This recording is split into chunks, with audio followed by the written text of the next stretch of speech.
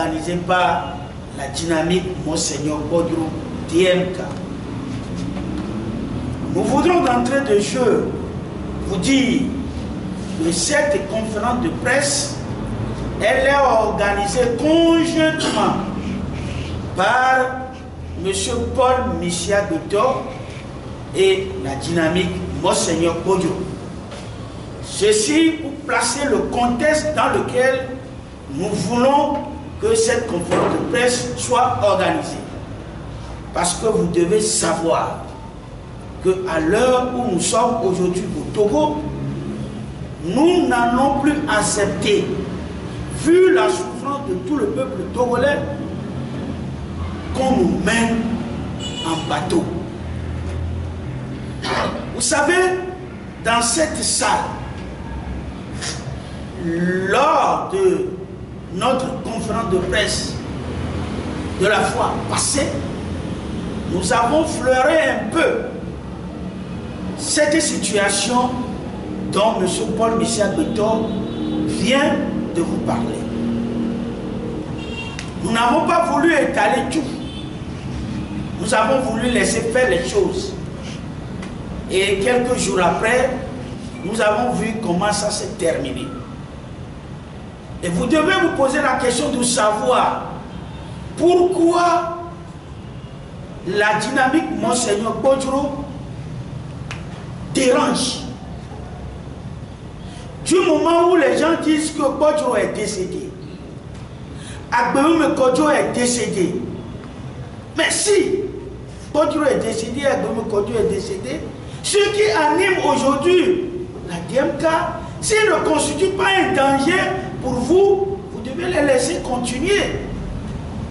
Mais nous avons constaté que depuis la mise sur pied de la dynamique Monseigneur Bodro jusqu'à le choix du candidat Dr Gabriel Mensah Agbeume Kodjo, jusqu'après les élections présidentielles du 22 février 2020, jusqu'à la proclamation des résultats frauduleux et jusqu'à la contestation des résultats frauduleux par Monseigneur Bodro et Agbeume, jusqu'à leur exil, l'un en Suède et l'autre au Ghana. Après leur décès, le problème a continué. Nous nous sommes posé la question de savoir pourquoi on veut aujourd'hui suspendre les militants et militantes du parti MPDD de la dynamique Monseigneur Bodro. Pour d'aucuns, la DMK est constituée seulement du MPDD et de BAC. Les gens ne savent pas qu'au sein de la dynamique Monseigneur Bodro, il y a encore d'autres formations politiques et d'autres organisations de la société civile. D'aucuns ont cru que si on retire aujourd'hui le MPDD de la DMK, il ne restera que le BAC.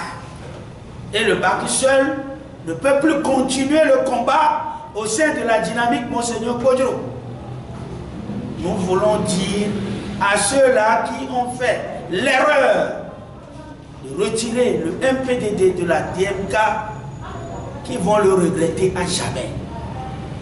Nous ne sommes pas ici pour détruire une formation politique, notamment le MPDD, parce que le candidat que nous avons soutenu lors des élections présidentielles du 22 février 2020 était le président du parti politique MPDD, et c'est lui qui a gagné les élections. Et à cause de la réclamation de la victoire, qu'il a été contraint à l'exil et mort s'en est suivi. Et si aujourd'hui on doit décider de la sortie du MPDD de la dynamique Monseigneur Bodro, on doit chercher à savoir qu'est-ce qui a constitué les bases de la mise en place de cette dynamique Monseigneur Bodro. Nous sommes ici ce soir pour vous dire que la DMK, malgré qu'elle soit constituée de plusieurs parti politique, il y a le binôme Kodjo et le binôme Kodjo. Je voulais dire Kodjo et Kodjo. Vous savez très bien que Kodjo, qui est le cas, et Kodjo également qui est le cas. En dehors de K, il y a Monseigneur qui est M et Messan qui est M. Nous avons deux MK, qui constituent une dynamique. D'où le mot D, dynamique MK. Dynamique MK. C'était ça dès le départ. Et ce n'est qu'après les études, les consultations de part et d'autre, que finalement le mot dynamique Monseigneur Kodjo est sorti. Parce que il faut Monseigneur Kodjo pour booster la lutte. À telle enseigne que Dr Gabriel Messa Agboyo Kodjo puisse gagner la confiance du peuple togolais. Et c'est l'occasion à jamais de tirer chapeau à M. Philbert Sassou Atissou.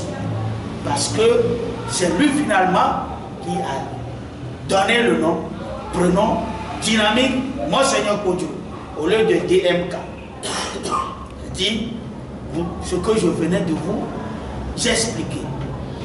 Donc si aujourd'hui, Agboyo de son vivant a dit que le siège du MPDD est également le siège de la DMK, les gens devaient comprendre pourquoi il avait légué son siège à la DMK.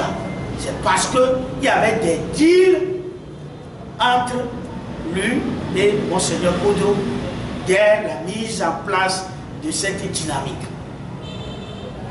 Aujourd'hui, les gens disent que Agboyo est décédé.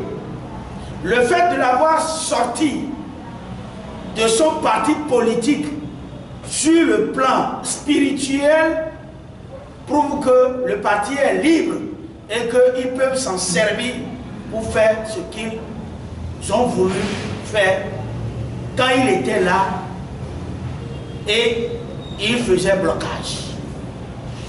Donc vous devez savoir que le problème que rencontre notre coordinateur général, M. Paul Michel Béton, aujourd'hui, n'est pas étrange à nous qui sommes de la dynamique Monseigneur Kodjo. Nous avons vu ce problème depuis et nous nous sommes préparés. Et c'est ça qui fait que nous disons aujourd'hui au monde entier que ce n'est pas parce que les partis politiques ont composé la dynamique Monseigneur Kodjo que les personnalités, les personnes ressources ne sont plus acceptables. Peut-être vous ne savez pas le professeur Aboki.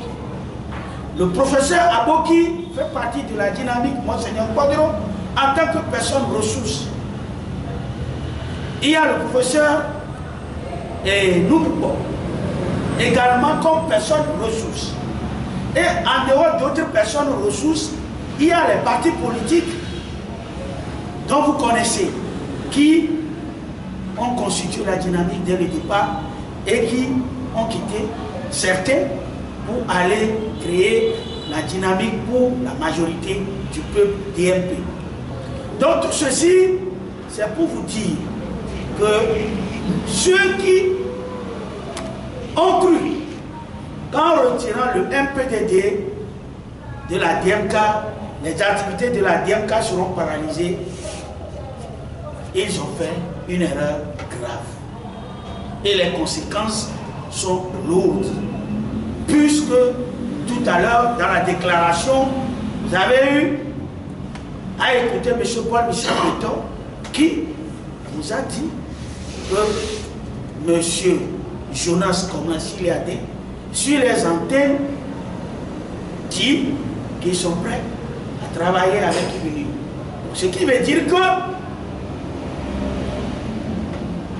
MPDD ne peut pas être dans la DMK et aller travailler avec UNI.